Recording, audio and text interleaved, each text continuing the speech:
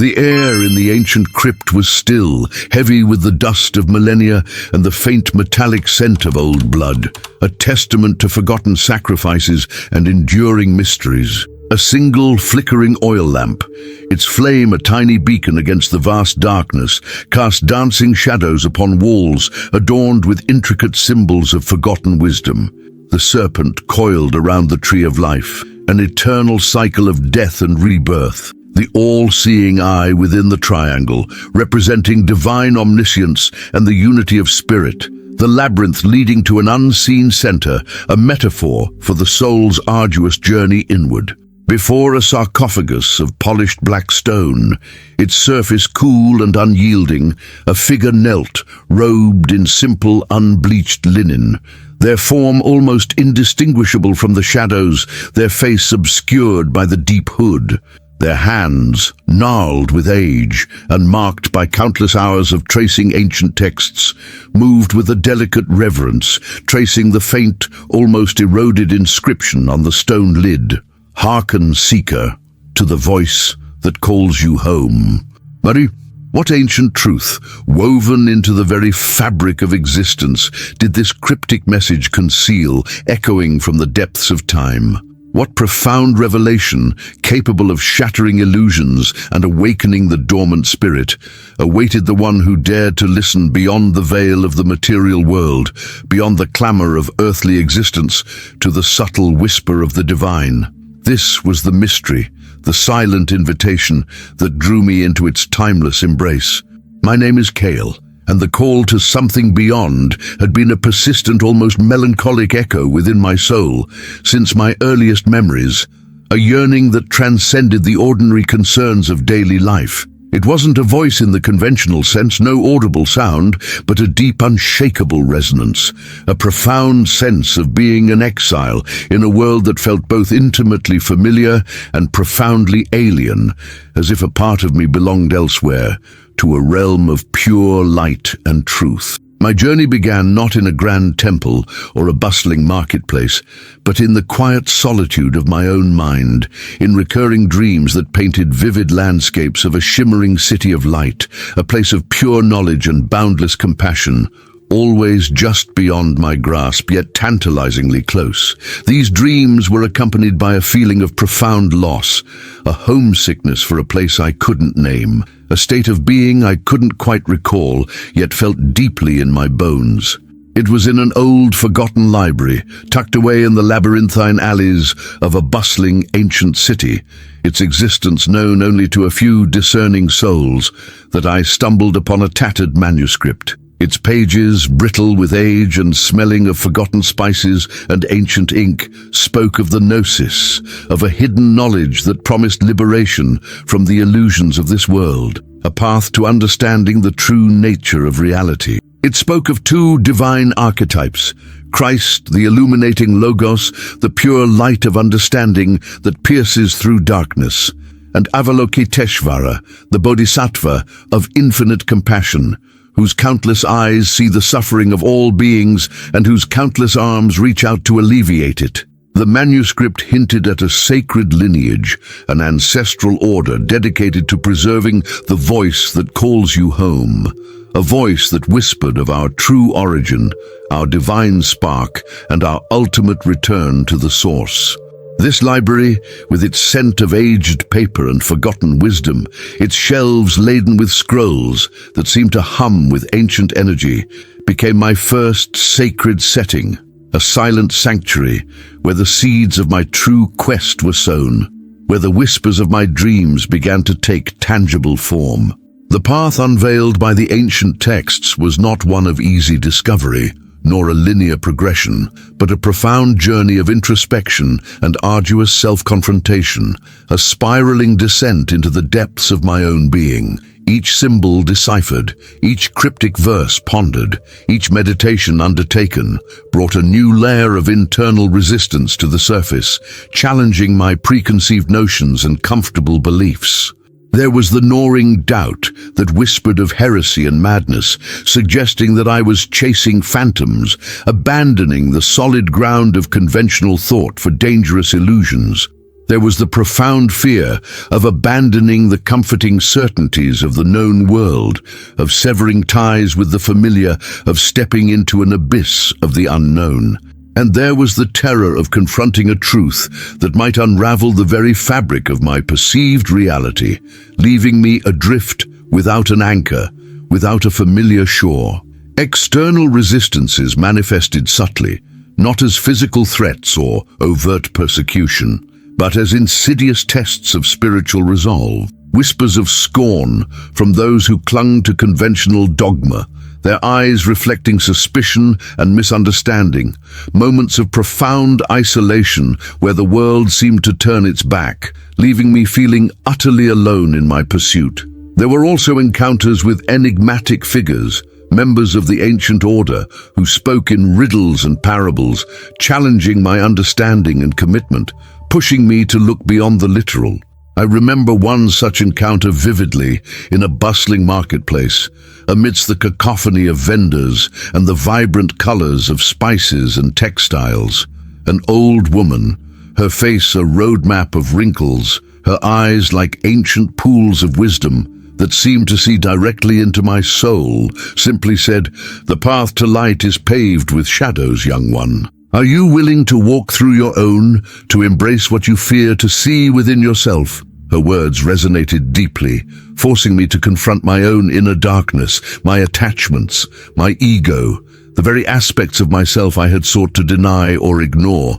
I learned of the archons, not as malevolent demons, but as entities of illusion and forgetfulness, forces that sought to keep humanity bound to the material realm, to the cycle of suffering and ignorance, by obscuring the true light. I understood that the perilous revelations that awaited those who dared to pierce their veil were not external dangers, but internal transformations, a stripping away of all that was false. The journey was a series of profound losses, the loss of my simplistic understanding of good and evil, the loss of my fear of judgment, the loss of the self I had carefully constructed over a lifetime, piece by painful piece. Each loss, however, brought a deeper understanding, a clearer vision of the path ahead, a sense of shedding old skin to reveal something more authentic, more ancient, more aligned with the gnosis. I began to understand that the true conflict was not with external forces, but with the limitations of my own perception, the boundaries of my own belief system, the resistance of my own ego to dissolve into the boundless truth. The deeper I delved, the more I felt the presence of Christ and Avalokiteshvara, not as distant deities, but as guiding principles, their ancient wisdom and boundless compassion urging me forward, even as the fear tried to hold me back. The climax arrived in a subterranean chamber, a place of profound stillness and echoing silence, deep beneath the very library where my journey began, a sanctuary hidden from the eyes of the uninitiated. The air was cool, almost ethereal, carrying a faint, sweet scent of damp earth and ancient stone, and a faint phosphorescent glow emanated from the walls, revealing intricate carvings of celestial beings, cosmic journeys, and the descent of the soul. In the center of the chamber, a pool of perfectly still, dark water reflected the faint light, acting as a mirror to the soul, a portal to other realms. Around its edge, ancient stone tablets depicted the intertwined figures of Christ, radiating an inner light that seemed to emanate from his very essence, and Avalokiteshvara, with countless arms reaching out in compassion, each hand holding a different tool of liberation. The air crackled with an almost unbearable anticipation, a raw spiritual energy that seemed to vibrate through the very bedrock of the earth. As I knelt before the pool, my heart pounding with a mixture of awe and trepidation, a profound stillness descended, a silence so deep it seemed to absorb all sound. The reflections on the water began to shift, to swirl, not with physical movement, but with an inner luminescence, a dance of pure light and shadow. It was then that the truth, the profound Gnostic revelation of Christ and Avalokiteshvara, flooded my consciousness, not as a concept, but as a direct experience. I saw not two separate entities, two distinct deities, but two facets of the same divine principle, two expressions of the ultimate reality.